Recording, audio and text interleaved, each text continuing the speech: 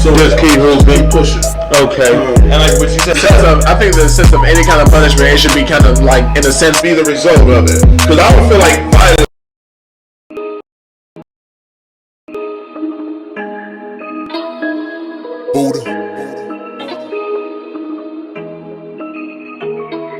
When I got messages saying, what's up with the show? One to where you still got kids writing essays. You my guy. Welcome. This is the Smartest Dumb People, and I'm the host, Anthony That Dude Johnson. And always to my left, Quando Rondo, my high school bud. We got a special guest in the building. He goes by the name of Travis Mountain. And he got a special guest with him. He goes by the name of Wale. Go ahead. Omo Wale. Wale. Wale. Listen. Yes. I see who the make it work one is. I'm sorry, man. This is the Smartest Dumb People, man. And like I said, I normally bring on people that's doing something positive in the community, somebody that got something going on, entrepreneurs, Trav.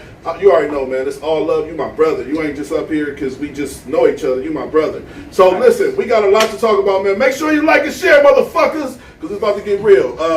I can't even share around. Make sure you share that and share it a couple times. So look, how was you fellas' week? Before we even get started on what we doing and what we got going on, how was your week, man? It's Friday. Amazing. Amazing, productive. Like me and Wale have been working. We've been grinding, and all this hard work is starting to pay off, man. So Quando, what about you? Man, Groundhog Day. Everything. Well, shit, I had surgery today on my eyes. I got really bad styes in my eyes. They ain't even cleared yet. But they had to cut my fucking eye open today, man. That shit was, they had to swell my eyes up, flip both of the lids back, and basically you can feel them just like cutting my eyelids off. So the back of my eyelids is cut open right now. So if you see me reaching for a napkin, they leaking. Cause you ain't crying. Yeah. So let's get to the show, man. So Trav, what y'all got going on, bro? I see y'all was out in Uvalde and some other shit. it's Uvalde. Oh, is it? It's Uvalde. Hey, look, I butchered that name so much down there, and I'm down there. I'm like, yeah, we Hula.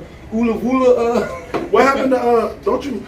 But when you working on some shit in the O about like on business, still doing it. The thing is, I came up with the idea and I felt like I pulled the trigger too soon because it started off just as an idea and then I just dove straight into it. And what I realized is that filmmaking is hard and it's a lot to it. So I had to, I'm a stickler on quality. From me being ASO and my music video. You into this business shit. I took pride in putting out quality over quantity. So I took a step back and I was like, all right, you got to come up with a game plan for this, So I'm a Wale makes films. How'd you meet him? Man, our origin story is so dope, man. So I don't know this brother from the campaign. He's not even from Omaha. No shit. So one day I get a phone call from my barber, Carl Daly. Everybody knows CDs. CDs are like done young bloods. He called me and go, hey, it's this gentleman down here that says he wants to meet you and he got some stuff going on. And back then I'm doing my rapping thing. I'm like, man, I ain't got time for this bullshit. But he was like, nah, fam, I wouldn't be calling you if it wasn't something serious. Legit. Right. So I go down to the barbershop or whatever, and I'm a Wale standing there with, what was the other actor's name? I forgot his name, but he was there with another actor. And he was like, my name, Eric. Nope, it wasn't Eric. It was a African dude. Oh yeah, Stretch. So he introduced himself. I'm Dr. Wale Akatunde. I'm a film director from the New York Film Academy, and start name dropping and all this stuff or whatever. I'm like, okay, that's cool. And I'm like, what's this got to do with me? Yeah. And he was like, I have this movie that I'm shooting here in Omaha or whatever, and I picked one of your songs to be in my movie. He opens up his laptop and he pressed play. The movie starts. The first words you hear in the movie is my song, and my voice in this song, and it's all Omaha backdrops, and I'm just amazed because this is the first time. You seeing some edited shit like that? Yeah, and me doing this, I'm like, this is all the way legit, it's official and everything like that. So I'm like, hey, that's cool. So I'm like, he was like, I just needed your signature and your permission and all that. Like, where do I sign? You know what I mean? Right. So the dope part of this story, that's how we met. So the movie is ready to be dropped. The thing is, I call him while I say, we can't use this song because I don't own the beat. And he goes, who owns the beat? I said, it's a Supply song and J.R. Rodham owns the beat. He the one who produced the beat. Wally goes, we'll call him. I'm like, nigga, I can't go there. Just like saying, Dr. Dre. This nigga is dating Kim Kardashian at the time. So what happens is, Wale calls Chris Julian, who's doing the score for the movie. He's handling all the sound and stuff like that. I'm on three-way call with Wale, Chris Julian. He calls up Chris Julian. He introduces himself as Chris Julian. So while he's talking, I'm Googling, and his name comes up, and my mouth hit the ground. Yeah. All the Grammys, all the accolades. I'm like, he made songs that we all know, man. I'm like, whoa. I'm like, all right, this Chris Julian? So he asked me, he goes, who made the beat? Hey, so I go, J.R. Rodham. He goes, I know J.R.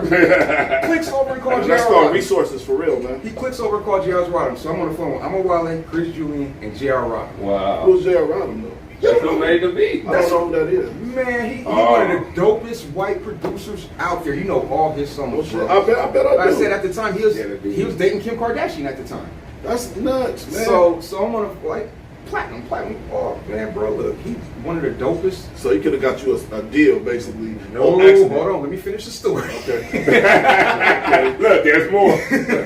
So Chris go, what's up, JR? I got an artist on the phone, and we need to use a beat, like probably like a minute and 20 seconds of this beat or whatever.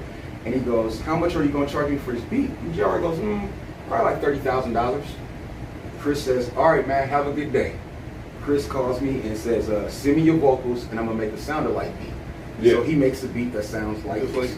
Yeah. So that was the first time I had one of my first songs. That was dope to even hit that loophole and like look, that. So now I got a song that's produced by a Grammy Award winner right. producer or whatever. And me, Wale was the first person who taught me how to register my songs through ASCAP and BMI and all that. You remember when I came down to UNO? I remember. And we signed the contracts and all of that stuff? I'm like, so my song is, and I own a third of it, Wale owns a third of it, Chris Julian owns a third of it. That's how all of this started. And from there, with my song, Wale toured to, it was for his feature film Wigger. It's all shot in Omaha. Wigger? Wow. Yeah. Yep. You haven't seen it? Yeah. Man, you know what? When he told me who you was, I'm not gonna lie, I did Google you, like you said. I did Google you. And your name came up, no pictures, nothing like that. I couldn't find, and this is no jab, because I'm going to look you up. I couldn't find nothing solid because I wanted to have more information. Oh, you must have Googled the wrong person. Yeah, probably did. It's all there. I mean, the moment you Google it, it's all there. The Wikipedia page, media is way more than I would like. I wanted to have a sit down with him, but I just, like I said, it was so random because I hit him up and he made it happen within a day. So I didn't want to put too much pressure and be like, I need this. So what movies what is this? So, but after this show, trust me, after the show, them views gonna go up. After the show, whatever you got going on is gonna go up because everybody gonna want to know who you are. Why you on here? There you We go. got a lot of stuff. You need to Google me because there's something wrong with you. Sorry. You're typing wrong. It ain't about my ego, but I don't know what's wrong with you. Listen to me, Sorry, man. You Google me and No, like I said, it wasn't no shade. I was just saying, like, yeah, because like I said, I hit him so randomly. I didn't get the send over this, send over that. What is this? We didn't have that conversation. I thought we had it on the show. And like I said, I'm going to watch your shit. Wigger, all that stuff, whatever the films you got after this show, I'm going to watch your stuff. And I'm going to promote it. I'm going to talk about it. We'll have a double back after we get all the information on you. Like I said, come up with that concept for the film. Okay, now you know my background is race, class, and gender. Okay. And so I particularly look at white privilege and how systemic racism functions. So my idea was, rather than take the traditional route, I was going to address the issues through this white boy who wants to be an R&B singer. Yeah. I think I seen that. I did. Yeah. It's on Showtime and some other shit. I seen that show. I seen that movie. All right, that shit. And Anna Maria Horsford is in it. You know, she plays Ice Cube's mom in the Friday. And she's on Pole. I seen this. Medea Christmas not with 227. Tyler. She was on Amen. Amen. Not 227. Amen. Meshach Taylor. Meshach. That's Make sure you like and share, motherfuckers. What's up, Brandy? What's up, Gina? Man, when you said what you said, I want to explain to you what this show is about. this show is about that exactly. So I looked you up. And so I got you. You did? You did? I'm the one that seemed to not have an internet night. Nah, man. Listen, so, in there go. So with the smartest, trust me, man. We go. The smartest dumb people is the idea. Travis asked me how we came up with the idea. The idea was I sit around with my friends, and a lot of us are somewhat smart, but we dumb at the same time. So we're trying to change the narrative, and like I want analytics. I want analytics behind like so. What the smartest dumb people is, I'm dumb in so many ways because I don't know the analytics behind shit. Like I just watched the G Word. I didn't know the analytics behind how the government works. I didn't know the government. I'm smart enough to know somebody do the shit, but I'm not smart enough to know the logistics. So that's what the smartest dumb people is about. And we are very, very pro-black on this show. We talk about systemic racism. We talk about racism. We talk about prejudice. We talk about everything that's wrong with society and what's going on in society. We got topics for y'all once we get done with this. But I'm just letting you know you're a perfect cat for this show. So you had the movie Wigger come out. That's your first movie, or? That was my first feature film. And right after that, I did a documentary because I had just finished the directing program at the New York Film Academy. And I came here and I was chair of the Department of Black Studies at UNO.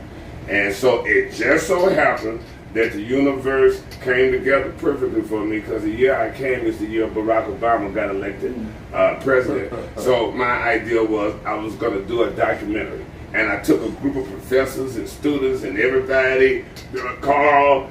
I try to find it. I do know about the documentary. I tried to find it. Like, how can we find it? Is it on? It's the reason you can't find it right now, and we're gonna get into that. Get ready to go there. We're gonna get into that. But the network is gonna explain that. But it went on and won an Emmy for best documentary, and that was my first film out of film school. Wigger had been shot, but it hadn't been released yet. Yeah. That's crazy, because when he said that about the documentary, of course, like we all said, I went straight to Google trying to find it just so I could have some more information on you and what you do. Man, that's dope, man. Hey, hold on, let me tell you, you still get it on Amazon. Let me tell you, dope feeling. I was at his house when they dropped off the Emmy. Yeah. Wow. We celebrated. I was one of That's those naive niggas. I didn't even know I had won an Emmy. And I also didn't know you can't mail them. They actually sent the fucking Emmy in a chauffeur limousine. I like what you said, though. You said you one of those naive niggas, and that's exactly what I was trying to say. Like, as black people, we do not give a fuck about logistics. What I mean by that, let me explain what I mean by that. Like, we just go to work. We don't care about who the boss is paying the boss is boss. But once you figure out, I want to know the logistics to everything about life. Like, who the fuck made this bread? Where did this bread come from? Like, you have to, like how you said, like you was ignorant to, you didn't even know you won. Well, let me tell you, it wasn't so much due to that as the fact that it just seemed inconceivable to me that, like, my first film. It just seemed unreal. Right. Yeah, so I had no idea I had even been nominated. And, you know, the way they handle documentaries is different than prime time. Yeah. And so I just had no idea. And one day they called you me like, man, you don't watch it. All right, so for our people, the chauffeur brings it in a limousine with the hat. For our people that never seen an Emmy, never talked to a person that has an Emmy, what are the perks of having an Emmy? Well, first of all, the biggest perk is, as you know, your Emmy is winning against documentaries throughout the United States, and it gives you a level of credibility that's like amazing. And see, most people spend a career and don't. So it's like winning a championship, exactly. And I won it with my first film. Rookie year. You want to got a ring his rookie year, and then for the rest of your life, they have to address you as Emmy Award winner. Yeah. I mean, it automatically puts. So we got to put that on. We got the Emmy. That's why I was like, hold on. His correct title is Emmy Award winner Dr. Amawale Akatunde. Because I swear to God, when I get my Please say that one more time for the fans. Please say that one more time for the fans. It's Emmy Award winner Dr. Amawale Akatunde. You got to say the whole thing. Like Tripod Quest, nigga. All right, so the show you got coming out, man, that he's helping you with. What is it? It's the name of the show is called Difficult Conversations in the Hood. And just like this show, our show is a decade in the making. We've been had countless hours of conversations, and like I call Amawale at 11 o'clock at night, and we on the phone, and I look up and the birds are chirping. It's 5 in the morning. We ain't had no dead space in this conversation. Right. You know, it's just our minds. I put to my homies that them finding out who I am is like me coming out. Because they don't know who I am intellectually. That sounds exactly like the discussion we have on this. As black people, we mask who we really are because we told we have to be tough. We're told we have to not care about this. We told it's about bitches, hoes, and cars, clothes, blah, blah, blah, blah, blah. And then I realized, I woke up one day and I realized like I have never been myself until I was like 35 years old. So that's right. It wasn't even about all of that. It's about that. Are you even capable mentally of having this type of conversation with you? And he was the only person. Like I said, he was a professor at UNO. And he took all my classes for free. Hold on, I'm not. I didn't go to. Hold on, listen to me. I wasn't enrolled at UNO. Yeah. I just knew he taught this master class on critical thinking where it was. So for about 2-3 years, I went and sat in that motherfucker for 3 hours 2 times a week. Boy, that's I gotta give you credit. That's deep right there. Every semester, not every class I taught, including graduate courses. And I'm telling these students, y'all ain't here to get a grade. I'm in here to learn this knowledge. Like this class is... All right, you already done fucked up and made me have a relationship with him. Don't worry. Because I'm listen, man, I'm on some different shit. And people I realize, don't understand how important our relationship is. Like what we're doing right now, there's nobody else I can do this with. Like we like Kobe and Shaq. Like I like them. I just finished watching one at a time. Hey, look, it's amazing, yo. Like nobody, we've been tight-lipped about what we got going on because we know we sitting on the pot of gold.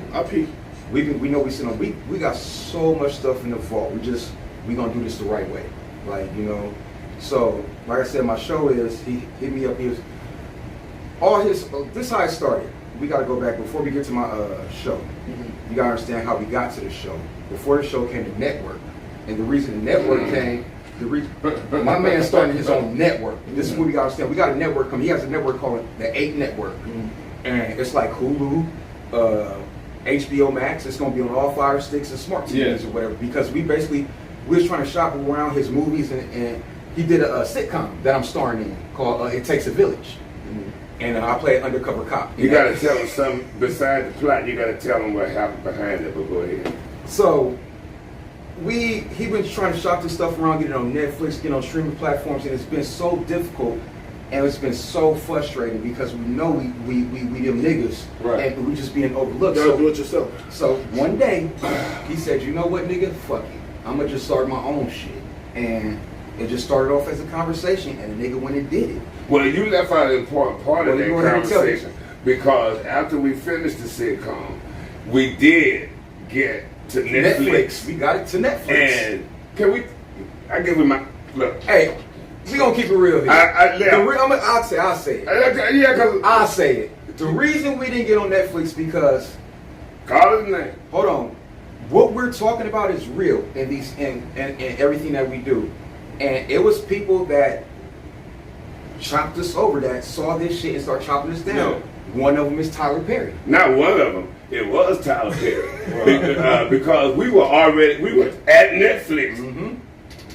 Multi-episode, multi-million-dollar deal. Right. And he went to sign because we had spent months with attorneys, drawing up all of that was done. Logistics, and he goes to Netflix because he saw that email. The dude said it was crazy, man. And the same Chris Julian called me and said he went to Tyler Perry to get his blessing, and Tyler told him don't do it. And that was the day. I was so fucked up over that.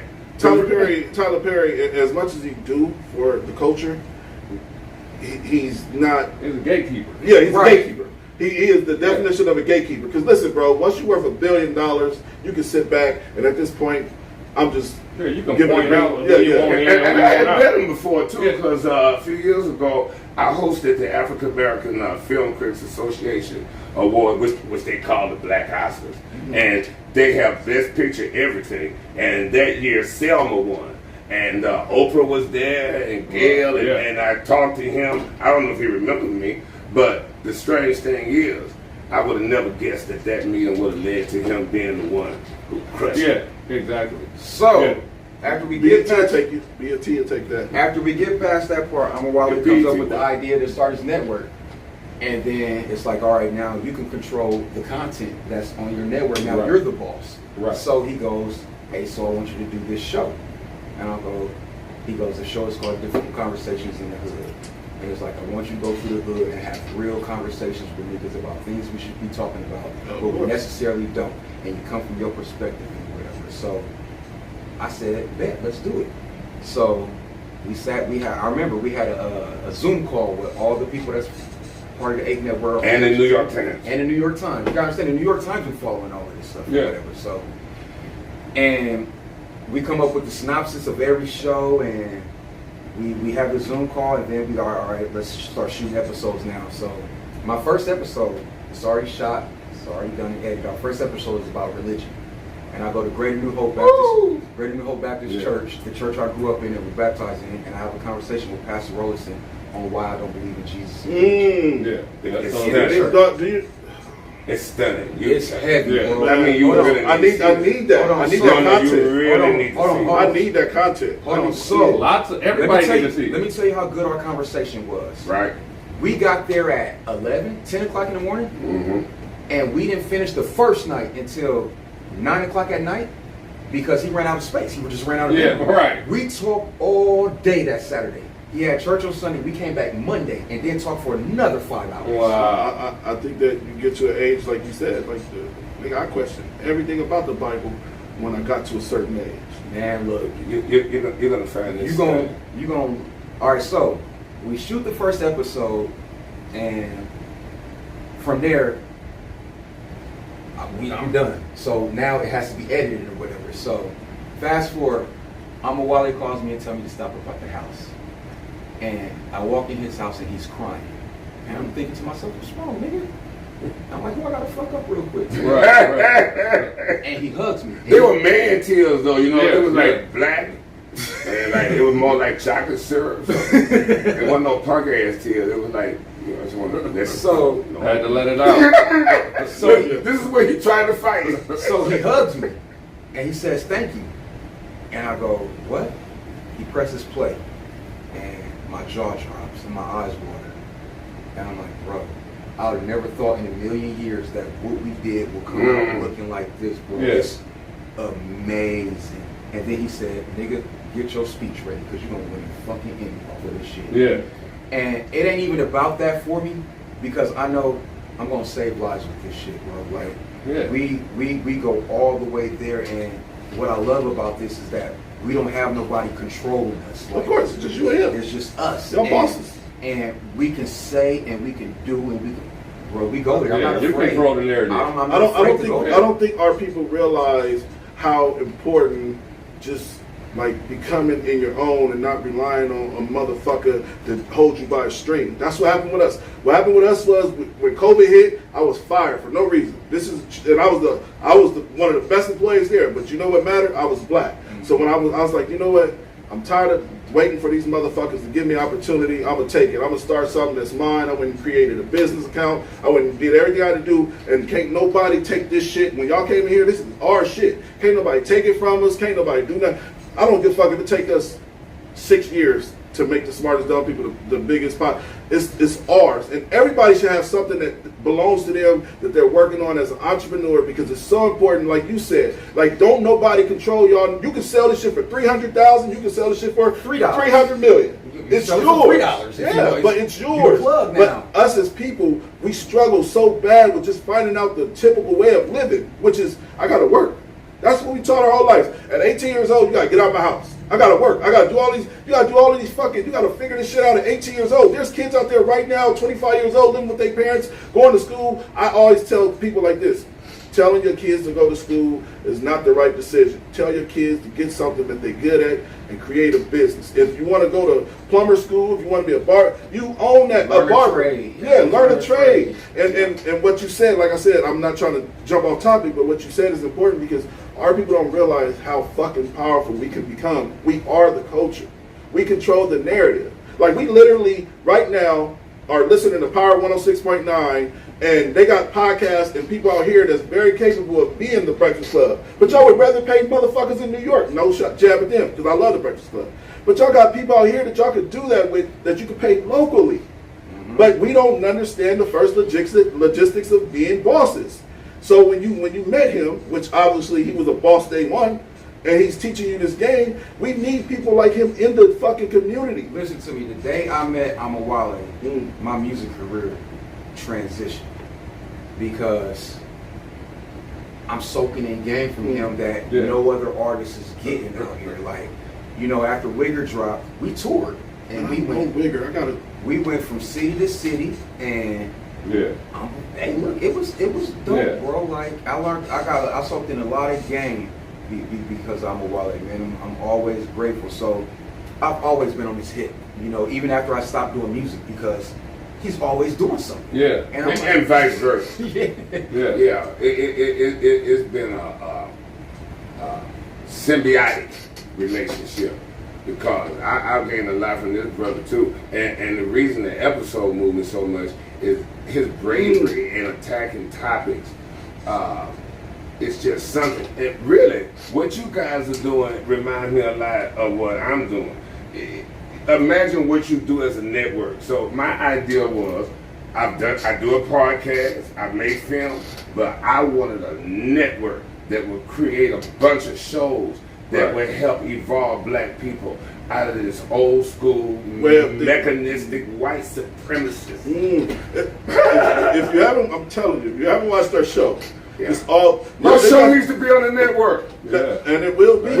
What's Desus? What are those guys? Desus and Mero? Yeah, you need to be my Desus and Mero on the network. Listen, I'm just be honest with you. Like I said, we had Rick Ross on here. We had a couple like important people that are entrepreneurs, and like Ross said, when we was having a conversation with him, I just told him like we are still in the shell of trying to figure out who we are as human beings. That's amazing. Yeah. How did you? Was it a simulcast thing, or was he live? Or he was live here with us, just like man. That's amazing. What was that like? Yeah, he's a 100% humble, great guy, authentic guy, man. Yeah, the big people always are. Yeah. But if you scoring people like that. Oh, well, it's I want to speak on Wigger. I know, Rick Ross though, you. I definitely seen Wigger. This is Wigger right here, right? Yeah, I definitely seen that. Yes, I did. I apologize. I should have did. You would have, if he'd have told me that, I would have been looked and watched it again. But I think you are what we need for the community. I'm glad. Like this man to me is like one of the dopest black people I know. Dopest brothers because Travis was in the military. He was in. This is a lot of shit that we ain't even talk on. We're supposed to be in jump topics to be honest. He was in the military as well. Well, Travis was, and it's funny. I made a joke. I said Travis was in the military. He gonna be on time. This motherfucker was late. I wasn't late. They was late. I was waiting on these. I feel like I've earned a little star. You got to talk about that. Emmy Award winner. Emmy Award winning late. Emmy Award winning late. Even as a professor, they had to give me 20 Let me tell you how serious he is about this shit. We have a Zoom call at 7:30. Wally is gonna wait for everybody to get in that Zoom call, and we gotta wait for this nigga. I'm calling him on the phone like, "Hey, nigga, is you gonna jump in this meeting or what?"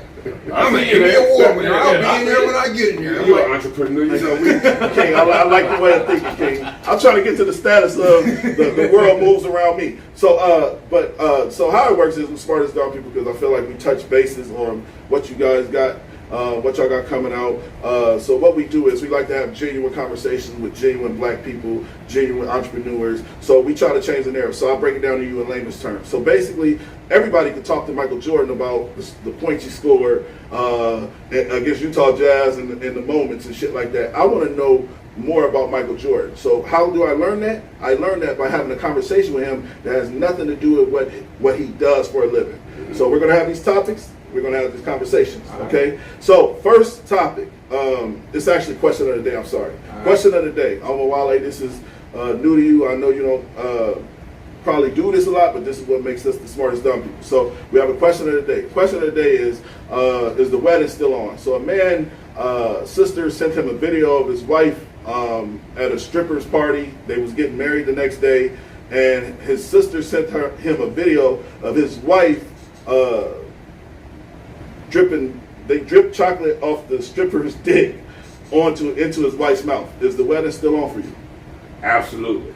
We live in a very sexist, patriarchal culture where we have one standard for women and another standard for men. And the idea that a woman has sexuality that she can express negates her pureness. That whole concept of virgin even, you know, it only applies to women. Right. We live in a culture where men are celebrated for their sexual prowess and women are denigrated as whorish individuals.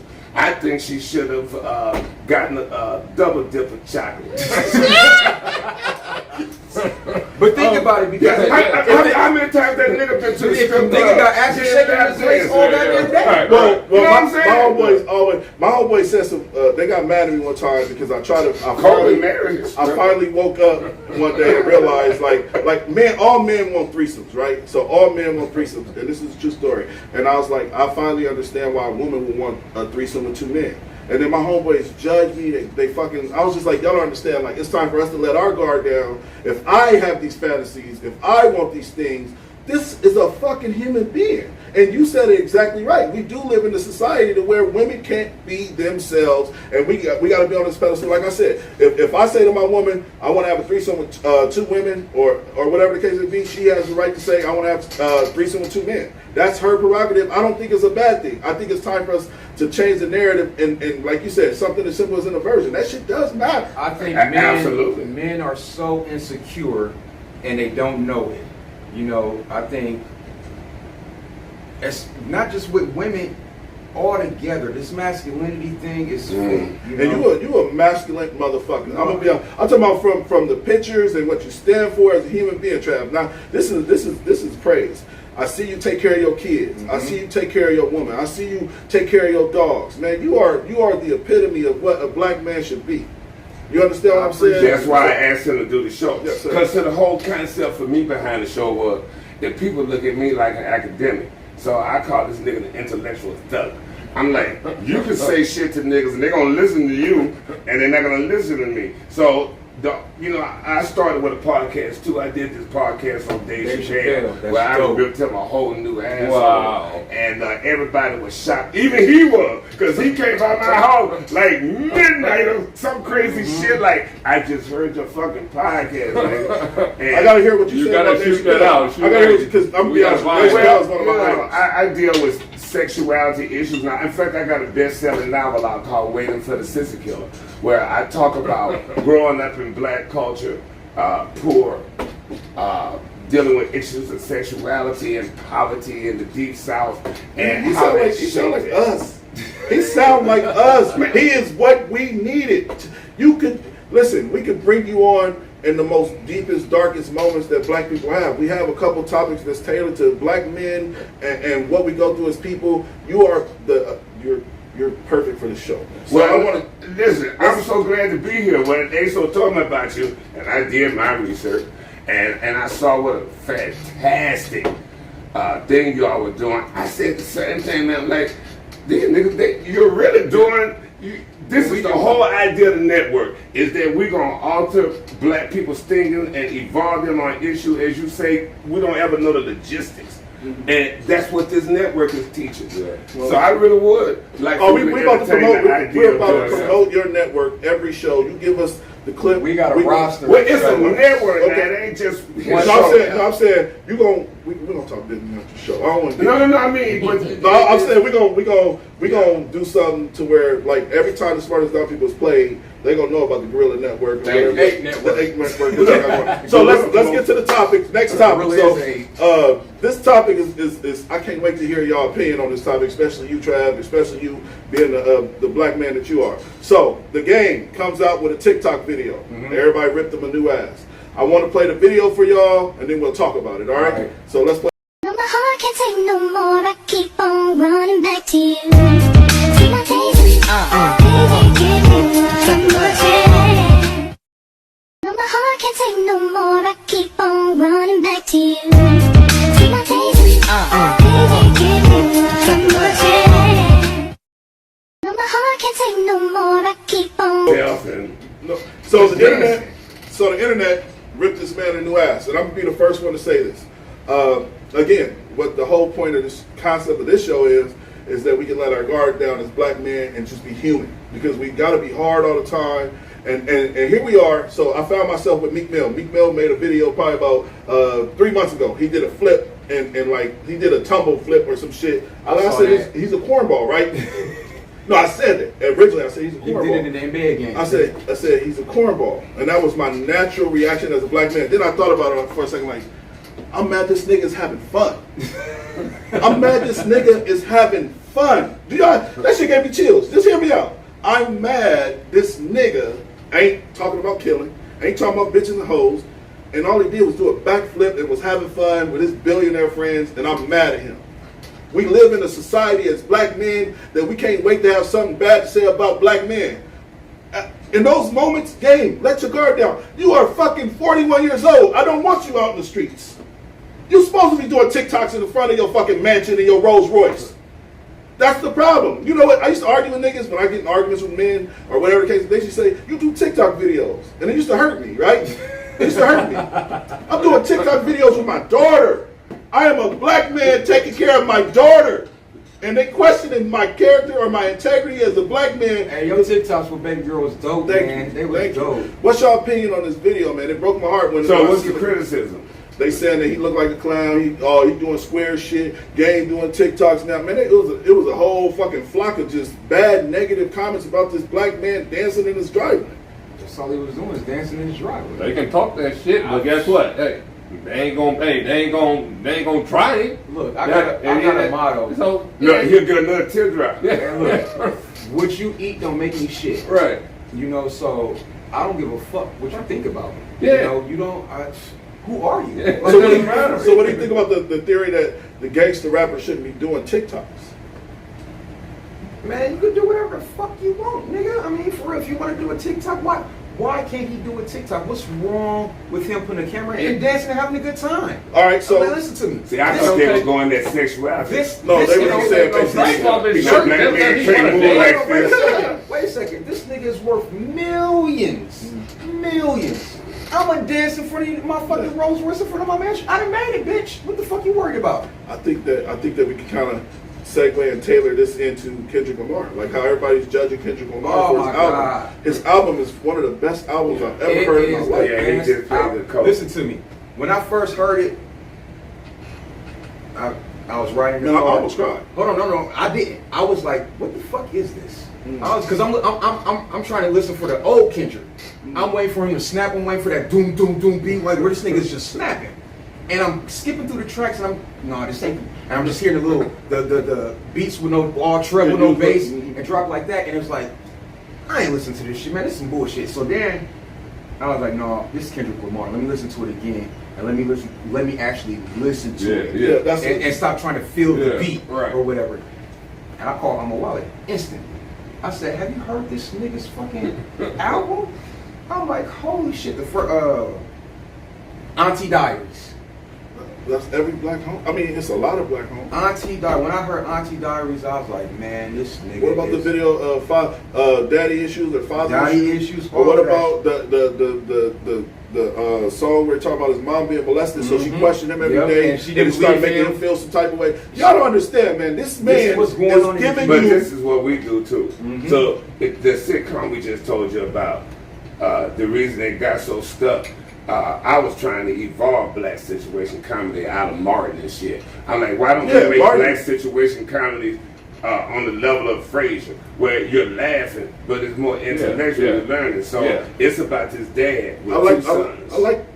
So do you think Martin wasn't good for the coach? He's a buffoon, and I'm saying we if you saw our sitcom, it's deep. You don't just laugh, you have to think. It's about this widowed dad. He's got two sons, one, married to a white woman, and the other son is gay. But he doesn't know that, and all this comes out in the pilot. And so it's about dealing with all the issues. There's a scene in there where they have a biracial son, and the kid comes home and tells his white mom, they called me a nigga at school today, and this kid told me I was black. And his mom like, I'm going up there right now, I'm not having this, and don't use that word in this house. And he said, well, he didn't call me an N-word, mom, he called me a nigger. And he said, I'm black. And she said, but you're not. And he says, I'm not. He said, no, you're mixed. That's a struggle. That mixed shit is a struggle. Oh, but you ought to see how the sitcom deals with it. And you got mixed kids. But you ought to see how the sitcom deals with it. This is how I was able to relate to this character because I had to have these exact conversations with my kid's mom. It's like, she's black. Yeah. Wait a second. It's like, yes, his mother is white, his father is black. But regardless of how you see him, when he walks out that door, society sees him as black, and we can't do nothing about that. And when you really think deep about that, that's only when it comes to white people, because if his dad is Mexican and his mom is Puerto Rican, he could be Mexican on Monday and be Puerto Rican on Tuesday, and nobody has a problem. Well, we only identify mixed when it is so-called black and white. And by the way, I see race with what it is, a social construct. Humans came out of Africa, migrated out of Africa, phenotypically adapted, as we say, and looks changed, but we're the same species. You teaching classes still? Well, I retired. Man, I'm trying to get some of that knowledge. Man, look, hold on. He'll tell you, I even try to bring a couple niggas up in them classes with me. Man, I'm trying to. You did bring a couple, but they I look over this nigga sleep. I'm like, bro. They ain't going to sleep. No, this nigga was asleep. I look over, he was asleep. Carlos. Carlos is asleep over there. That's disrespectful. But I'm telling you, but listen, sometimes people got, like, I'm going to be honest with you, sometimes people got gifts, okay? And I can speak on a bunch of black, powerful people that just had that gift. Maya Angelou, like these people. And from when I hear you speak, your voice, your tone, what you're saying, it needs to be heard without the idea that you're trying to be black power. It has nothing to do with that. It has something to do with you telling the truth to the community in a strong way. You're not trying to be Martin Luther King, Malcolm X. You're trying to be a guy that's telling us right from wrong and how shit works. And like, that's what I said, like, absolutely. Dick Gregory is the primary. He was not trying to be a politician.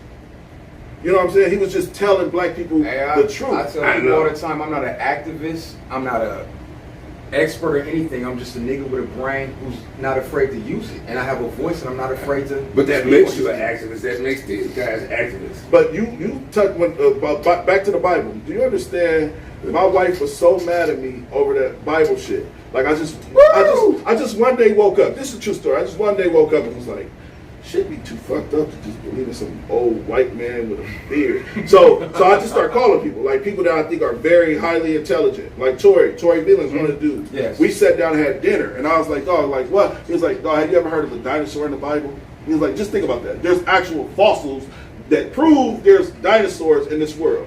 How the fuck is that before Christ, after Christ? How does this? He's like, dog, the ideal is what I think. He said, we all are gods. He's like, we all have a spiritual being on this planet. He said some deep, dark shit that was dope, and I was like, one day I just came home like, I don't believe in Jesus no more. And my wife was mad. You understand? We got so many arguments. You need to see his episode. Yeah. Let's go deeper than that, because he gets into it with the preacher knows what the hell he's talking about. But it ain't so much about the fact that we evolved out of it. We know that the Council of Nicaea invented it. That's historical fact. But every person in church has questioned church, but don't know how to question it because it's a cult. This is the purpose of this episode, because, like, Keelan was like, I've had those same questions. I just wasn't able to articulate it the way you. And I'm the voice for the nigga who wants it. That's why I went straight to the horse's mouth. I want to talk to you, Pastor. You're the one teaching us. Yeah. So, and I'm on it. Man, y'all got to get that.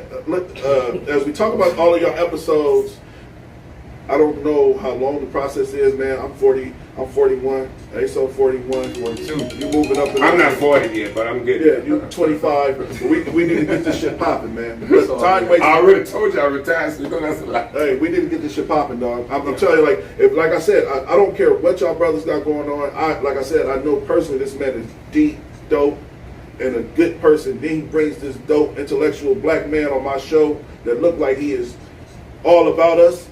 At the same time, y'all need to make it happen immediately. Like, time waits for no man. We got to push this shit. Yeah, well, we got a launch party. We need to advertise that on the 16th of July. The network is going to debut on Amazon and Fire Stick, and I don't mean to keep going back to a topic, but this religion that was, we went back and forth about what we're going to hit niggas with first. Because I was like, hey, so you think they're ready? Like, let's do it. And you need to hear this conversation, man. Christianity was invented he breaks it down for him. A whole historical It was lesson. invented at the Council of Nicaea in the year 325. It was made up. They picked December 25th because at the time, that was winter solstice. So they assigned it as Christ's birth. Then they went back and forth about whether Christ was going to be the Son of God. And they took a vote, and all of that was made up. On whether he was begotten or was he birthed by the Virgin Mary. You understand, like, religion is one of the biggest ploys to fucking money. No, it is the biggest. Not one of them. It's a $1 trillion fucking white business. Jesus. But at the same time, again, sir, this is why we need people like you. But your voice has to be heard on platforms across the nation. See, because as deep and as dope as you are, I believe you belong on the Breakfast Club, to be honest with you. Yeah. Well, like, but we need thank to have you those very much. But they can get that right now. Hey, we need subscribers, man. And in the way he went at this whole religious thing, you know, and I'm gonna leave this topic. But one of the more interesting segments was when he handed him the Bible and said, "Don't read this." Was Ephesians 6:5. Slaves, obey your earthly master. Right. Honor and obey him the same as you would Christ. And we sat there for at least 10 minutes to hear this man of God defend slavery. He to go so far as to say, wow, I mean, I'm sorry, but he went so far as he said, so you're telling me God is telling me I'll be a good slave? Yeah, absolutely. And then we could have overpowered them. There were more of us. So my point is, we have been so brainwashed with Christianity and this white Jesus with these ridiculous, contradictory messages. Right. And have made that the baseline for black reality, and it's done nothing but fuck us up. The pastor told me, Travis, I challenge you to go on a faith walk with me. I said, hold on. I said, explain.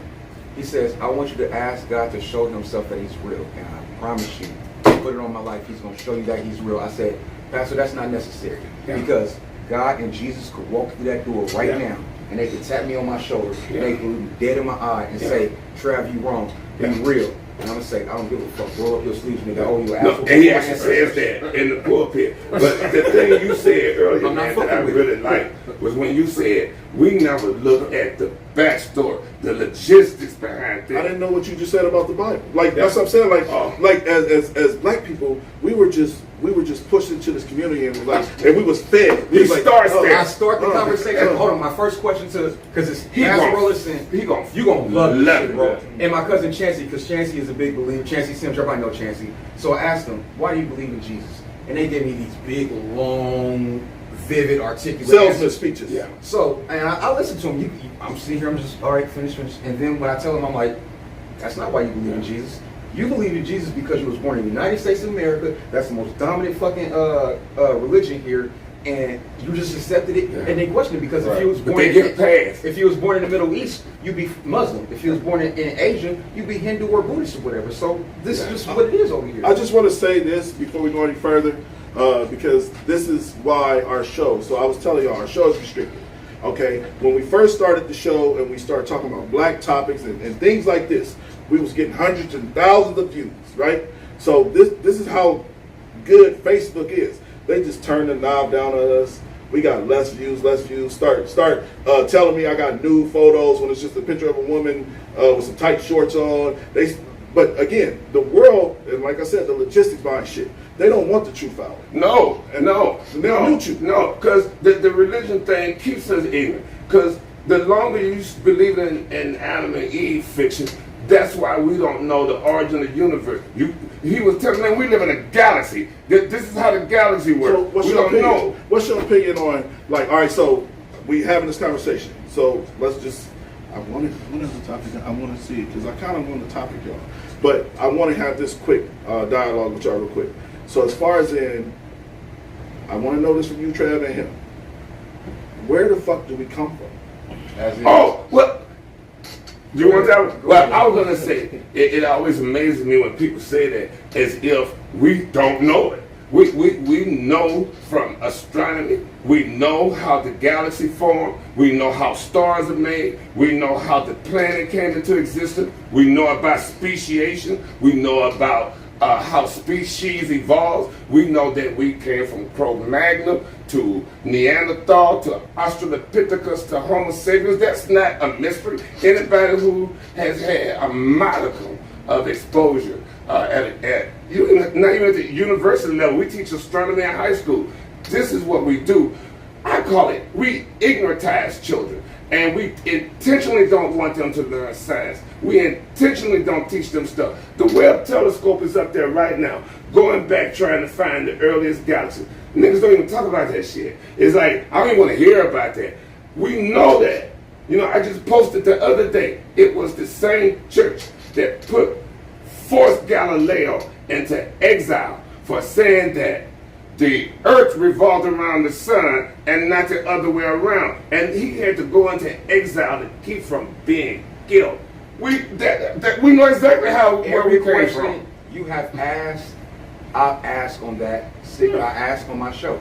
You will be surprised. Every question that you got, I ask, and then I ask questions that you never even thought about asking. There's a YouTube video called "How the Universe Was Made." Hold on. For example, I asked the pastor, "Is Jesus God's only begotten Son?"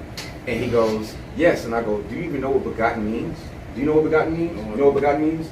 And I tell him, I was like, "This is the problem because literacy and comprehension isn't enforced in the church, and it's easy to control people when they don't know what the fuck they reading." So I tell him, begotten means father. So what we saying essentially is that God fathered Jesus, right? So then I go, God made Adam and Eve as well, right? He goes, yes, let's go. So he said God is the father of all. So hold on. So then I go, so Adam and Jesus are half brothers, right? 3 minutes of silence. We got to think that one over right quick. And we kept it. I'm like, just let them sit there. And finally they said yes. But I want to go back to the point of where we come from. We know exactly. It's like anthropology. We have astronomy. It's not like Sorry, you're atheist? What? Where else can you be? Well, you know, I'm a PhD. We believe in science, man. Let me tell you something. We just don't listen to what we don't want to know. Yeah. There is one course at the university that we all agree every student takes, no matter what their major is, and it's astronomy. And the reason why is we say that how can you call yourself an educated person and you don't even know the origin of your own planet? This is no mystery. We know we got planets. We know we're in a solar system. We know how solar systems work. That ain't no shit. Then y'all put the fucking mothballs on the strings. Come on now. But so we know how solar systems are formed. Well, I think a lot of people want to believe in the afterlife. That's the greed of humans. Humans, it's a natural greed we have because our mind can't fathom a reality without us. So naturally, we want to think that after we die, there is something else, and nigga, no, there's not. What did they think those mothballs were?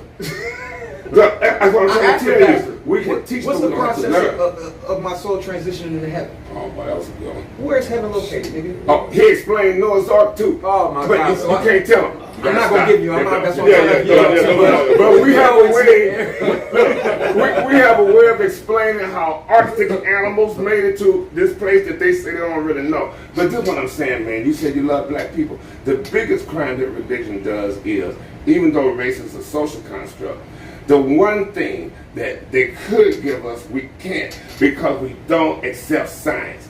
We know there's not a person on the planet who would tell you humans did not come out of Africa. We know that from mitochondria. That's a foregone conclusion. It's a waste of time and money on a Sunday. Well, I can't even, not only it's a waste of time and money, I don't even know how we get to Sunday. You know, we know humans came out of Africa. Right, so that's not my... He said, you know how, I want to get off on this note real quick. A cat said, you understand as human beings, we don't even understand where the fucking words came from. Who told you beautiful is beautiful? He's like, like that's exactly what you said. Like, so how the fuck do we know what black is if we were never taught what black was? And what is black? And what is white? It's a social construct. That's what I'm saying, man. The problem is education. we talk. Black people talk about shit like we don't know answers. Like what?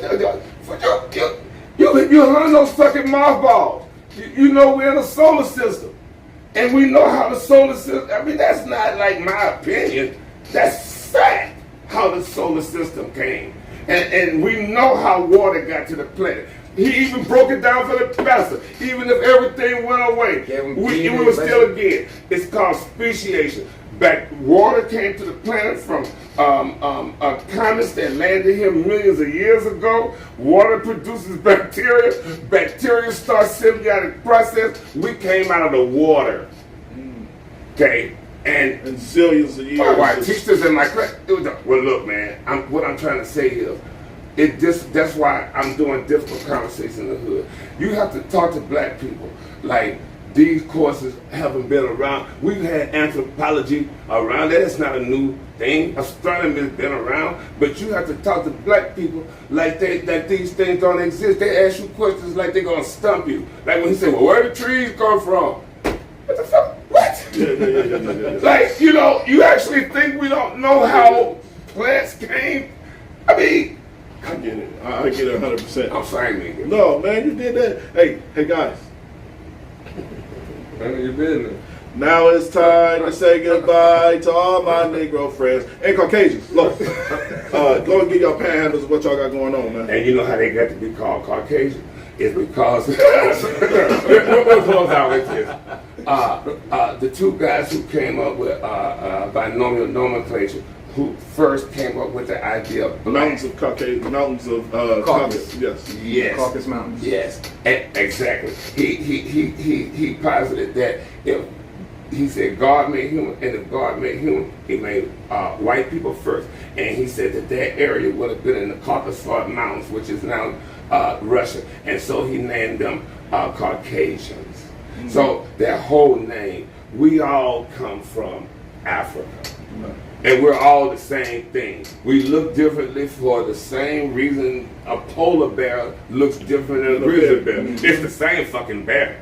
But you evolve to adapt to your environment. So really, technically there's no such thing. But I'm with you still because real or not, we made race real and now it's got consequences. But as an academic, it splits me in two. Because on the one hand, I know I got to deal with it as this real shit. But on the other hand, I know that it's not.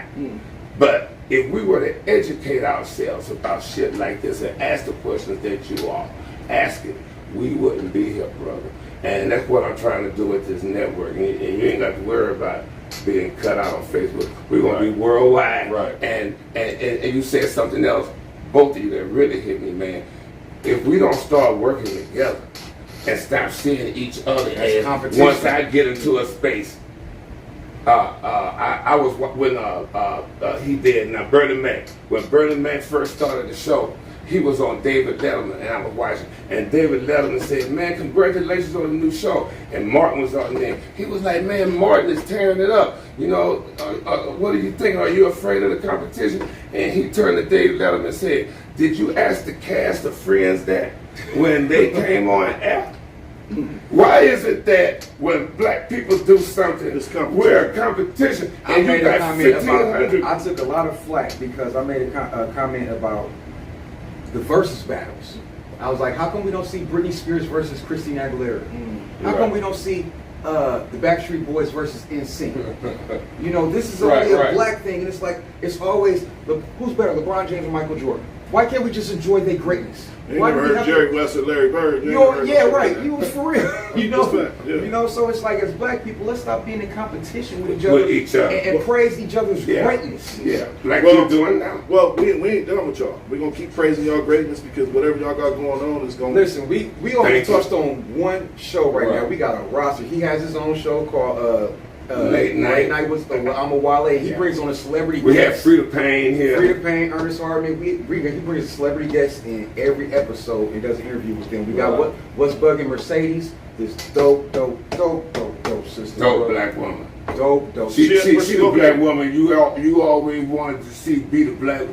She is a man. Where she at? Austin.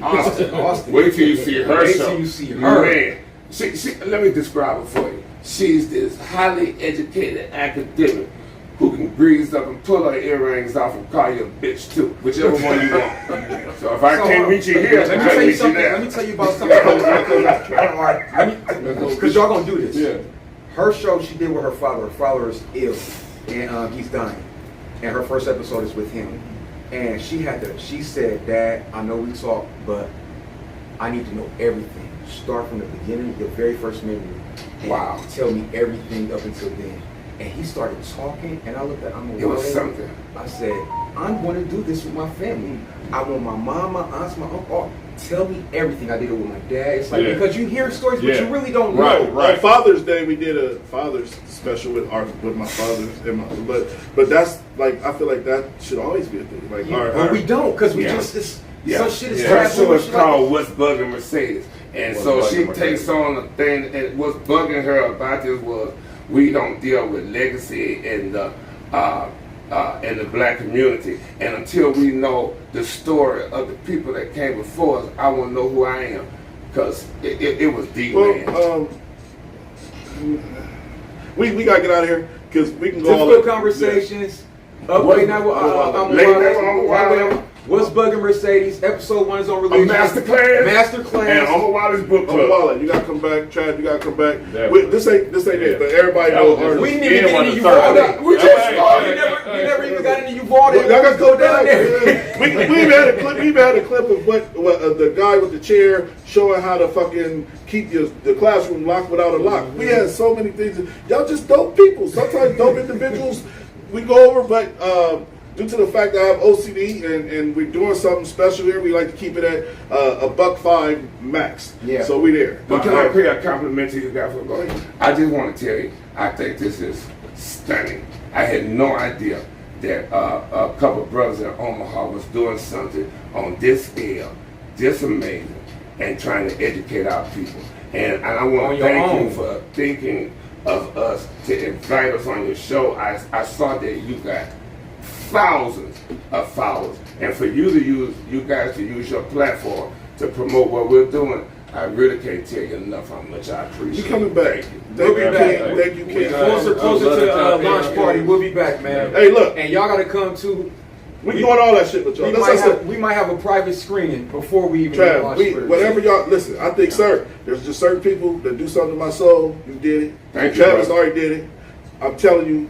Y'all ain't going nowhere. We people, we about to make shit happen. So look, this is Smartest Dumb People. I'm a Wale. Thank you. Academy Award winner. Emmy Award winner. Emmy Award winner. It's the equivalent in TV. Emmy Award winner. I'm a Wale and Trav. I'm a Wale. I'm a Wale. Akintunde, the child has returned home with bravery. Thank you, King. Thank you, King. Look, this is the Smartest Dumb People. The guys, Quando, Anthony, that dude Johnson. Y'all have a great night. All right.